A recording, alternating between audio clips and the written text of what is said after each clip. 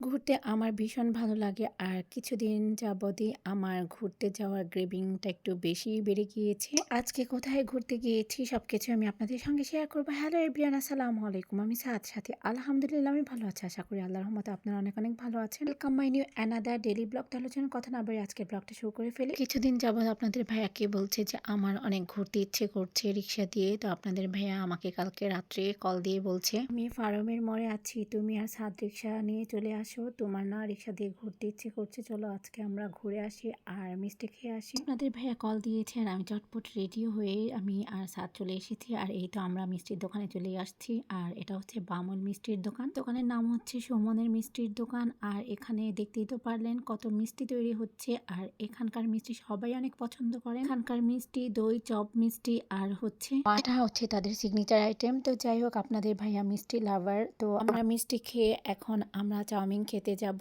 আর আমি মিষ্টি শুধু একটাই খেয়েছি। আর আপনাদের ভাইয়া আর ছেলে মাশাআল্লাহ দুজনই অনেক মিষ্টি প্রিয় মানুষ। আজকে এই ভিডিওটা ভালো লেগে থাকলে please like, comment and share করবেন। আজকে এখানে শেষ করছি। ভালো থাকবেন সবাই। আল্লাহ হাফিজ।